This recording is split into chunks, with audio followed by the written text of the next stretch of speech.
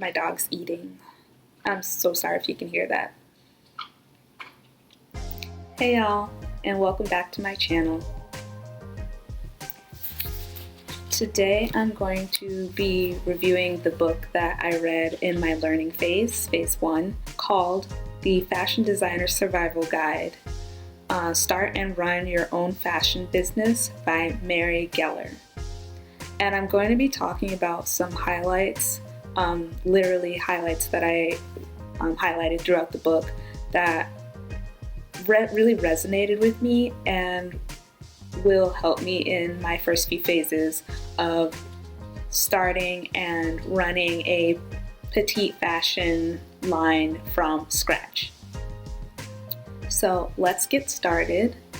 The first highlights that I have come from the first section of the book called One Piece of Advice. And what it says is concentrate on one product category like t-shirts or shoes and focus all of my energy developing the best possible product. And that's really what I'm trying to do in focusing my energy on petite formal wear, specifically dresses. And then once I accomplish that or get really comfortable with that, moving into other petite wear such as skirts and bottoms, but keeping it formal for the most part. The next highlight in that section was start with a great product, but you also need the right vehicle to get the great product into customers' hands. And I'm going to take that advice, and that is why I'm going to start with an e-commerce website. That will be my vehicle in getting petite clothing to my target customer. The next section is before you start. And I did have one particular highlight in that section. It is the world doesn't need more, but it does need better. And I really truly understand that. There is a lot of waste and pollution coming out from the fashion and retail industry. So I know, of course, we do not need more. And that is why I want to produce quality material and quality products for my customer so that instead of buying more, they have their core pieces that will last them a long time. The next section is the reality. And the reality is 50% of small businesses fail within 5 years. That's really sobering.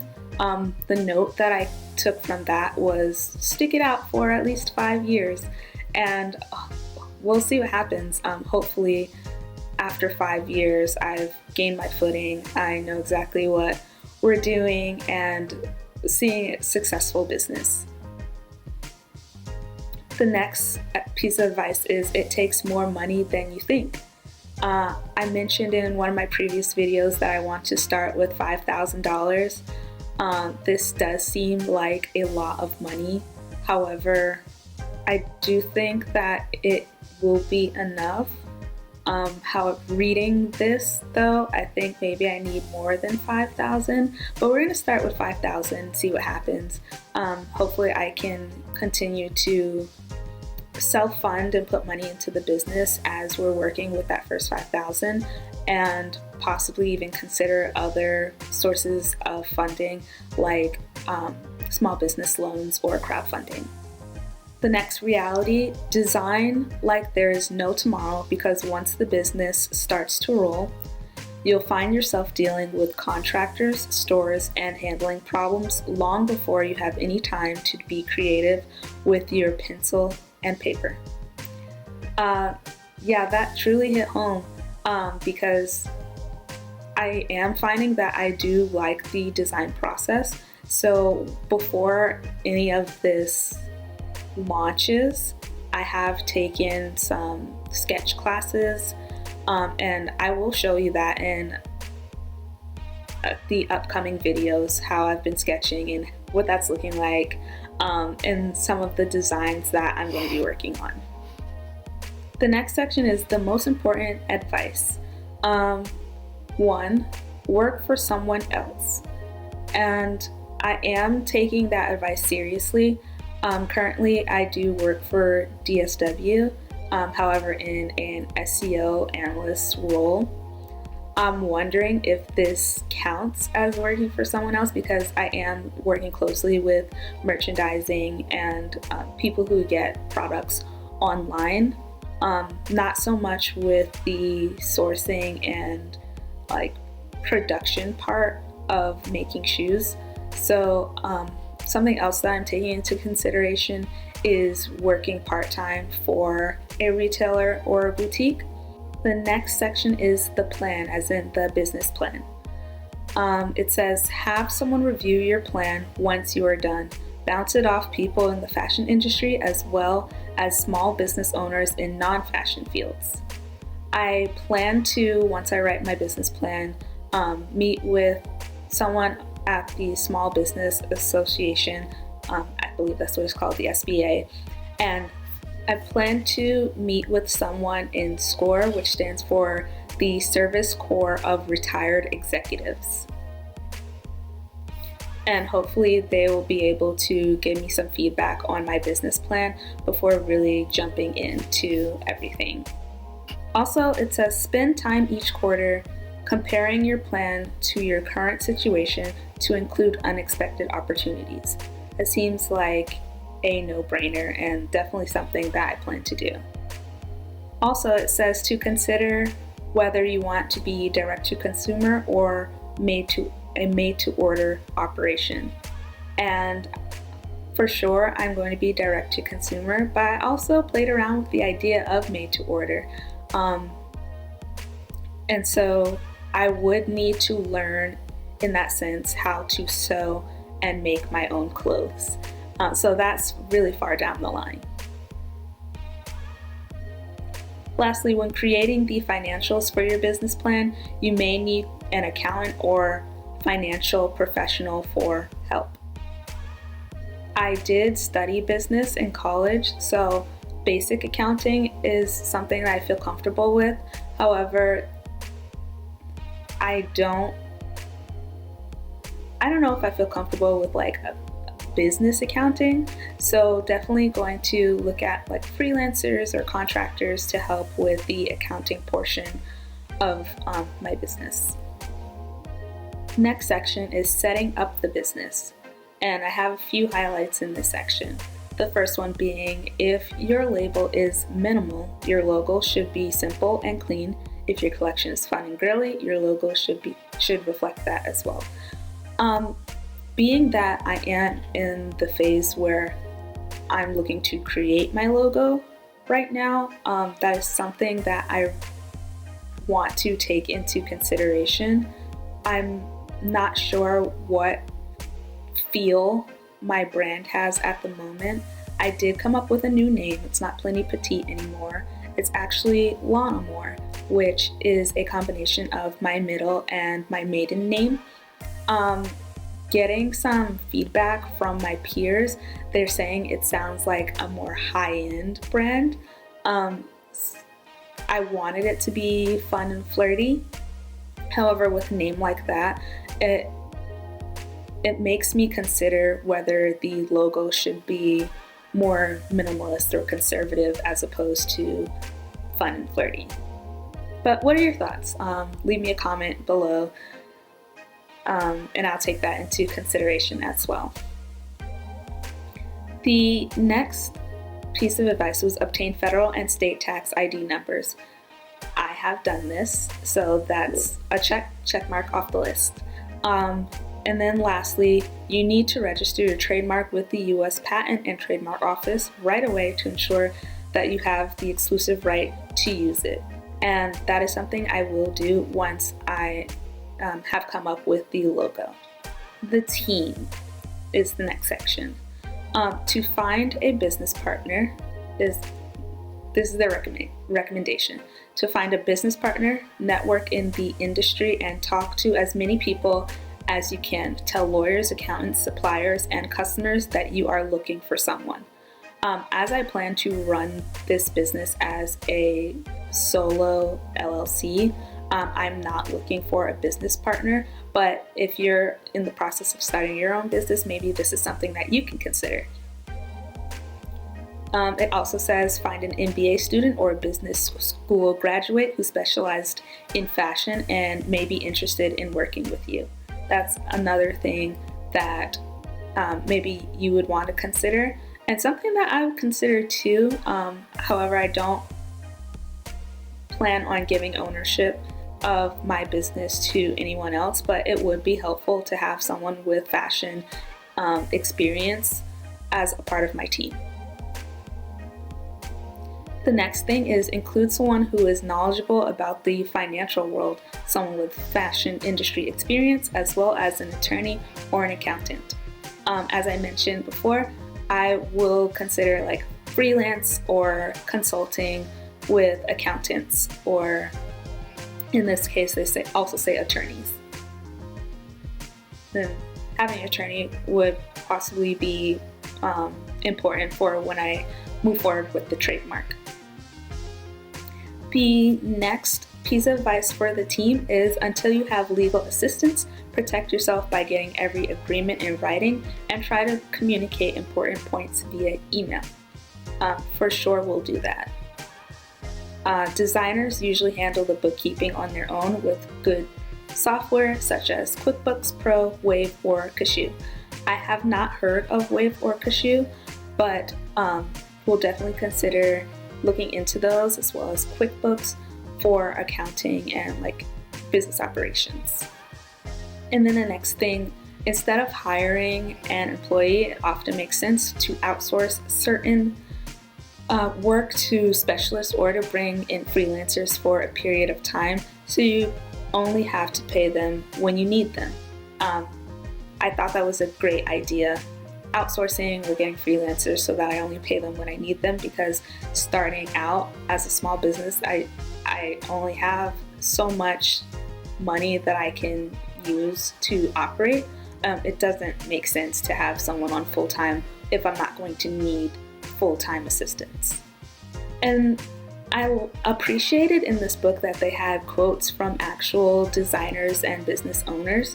And so I'm going to read through some of the quotes that some of the business owners had in the team section.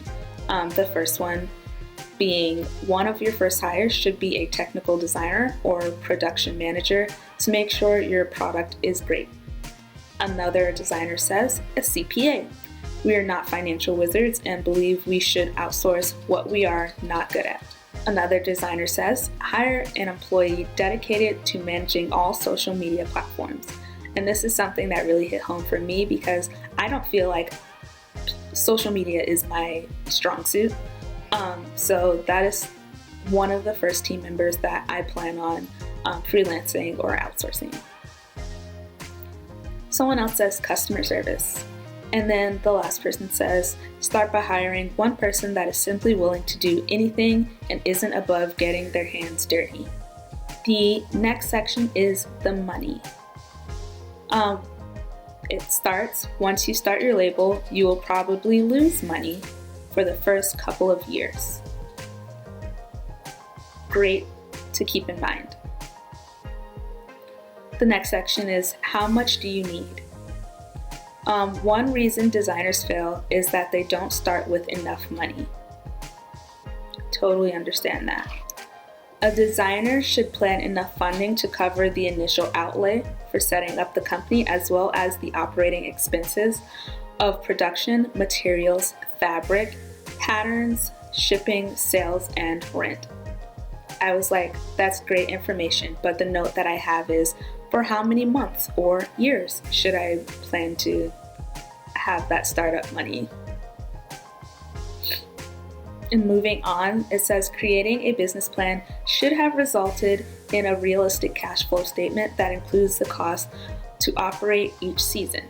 So I guess that is where I'm supposed to find out how much money I'm going to need for a couple months or years once I get my business plan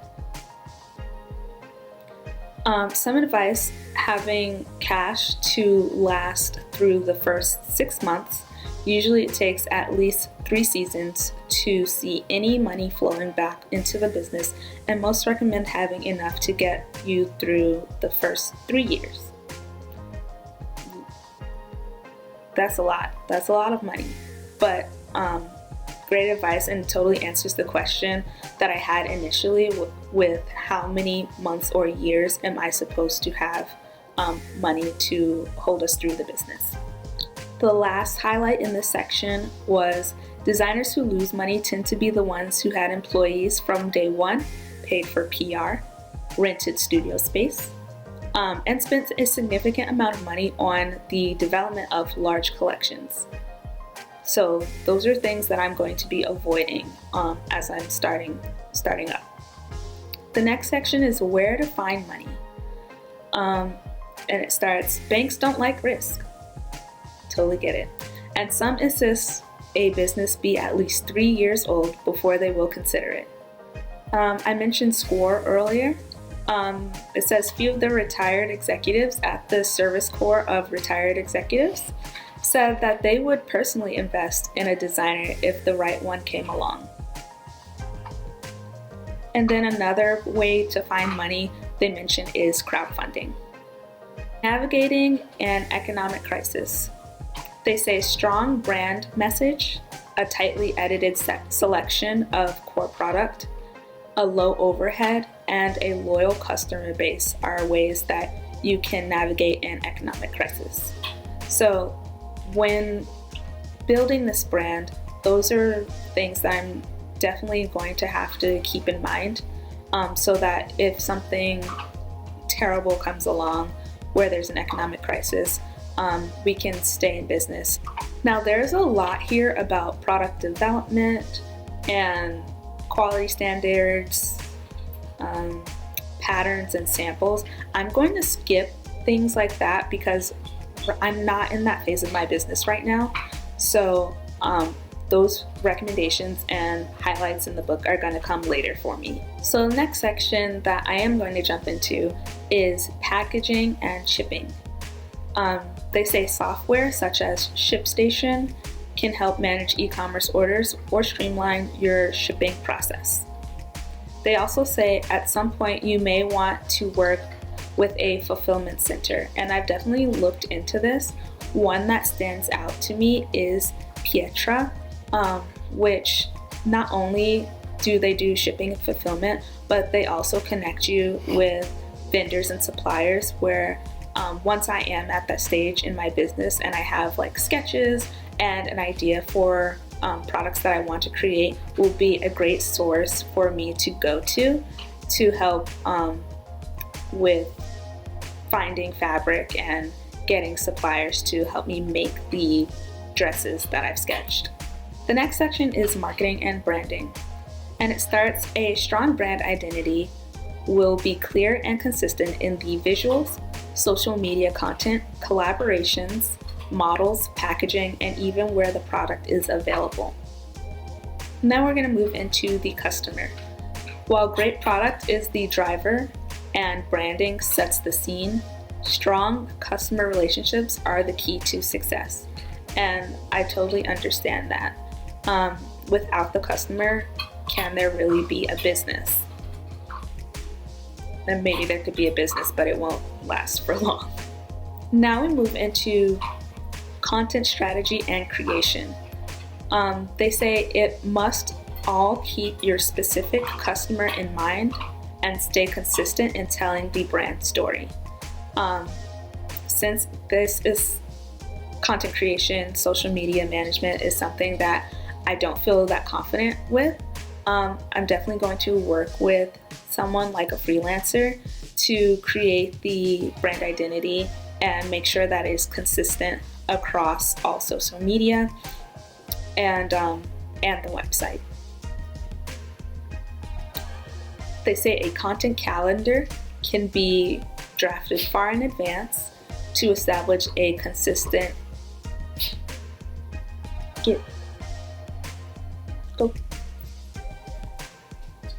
They say a content calendar can be drafted far in advance to establish a consistent schedule for website, social, and email content. They also say the photos need to be beautifully shot, show the product, and be consistently styled to reflect the culture of the brand. This is something else that I don't feel that comfortable with. So I may need help from a freelancer or some kind of outsourced tool. Marketing channels. The right mix of email, search, web, and social media platforms will solidify your brand in the mind of your customer. They also say with social media, it's easy to test and explore, but if your audience doesn't respond, don't waste time, move on. And that got me to thinking about where my audience is. And I've come to the conclusion that I'm going to start with Pinterest and Instagram and possibly maybe TikTok. One of the last section is direct to consumer online. And as I mentioned, I will be doing e-commerce, which is direct to consumer online. It says you can release styles at your own pace rather than following an industry calendar. And this is something that I really look forward to. I don't want to feel rushed in product that I'm releasing or how often I'm updating the website, especially because, as I mentioned in a previous video, fast fashion is not my thing. However, one of the cons that they mentioned to e-commerce is, let me read it verbatim. While e-commerce does drive sales, it simply cannot replace the human interaction and in-person experience of a brand.